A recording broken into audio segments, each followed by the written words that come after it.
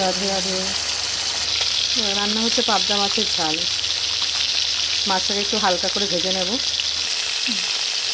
তারপরে মোটামুটি হালকা করে ভেজে নিয়েছি। এবার তারপরে রেসিপিটা দেখাচ্ছি। মাছ ভাজাটা কমপ্লিট। এবার সামান্য একটু তেল দিয়ে দেবো। তেলটা একটু কমই খাই আমি, যতটা সময় চেষ্টা করি কম খাওয়ার। ফোড়নে একটু পেঁয়াজ দিয়ে দেবো, লঙ্কা দিয়ে দিলাম। এবার একটু হালকা আছে এগুলোকে ভেজে নেব।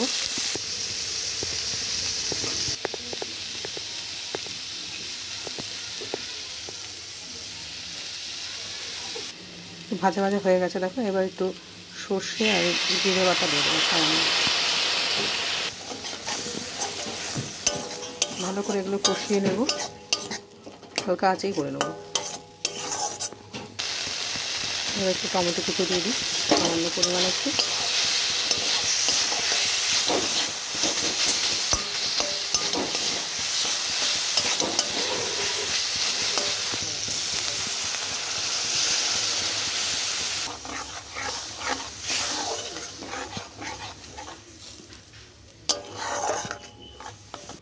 জল দিয়ে দিলাম। এবার হচ্ছে দেবো মাছগুলো ছেড়ে দেবো।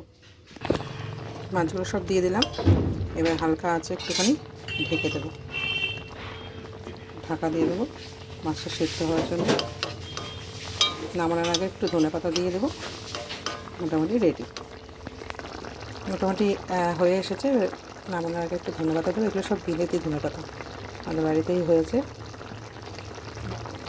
স্মেলটা একটু ভালো আসে বেশ ধনেপাতাটা দিলে। এবার একটু ঢাকা দিয়ে রাখবো মিনিট 2, তারপর সার্ভ করে দেবো। তাহলে মাছের ঝোল রেডি। কেমন হয়েছে জানিও। রাধে রাধে।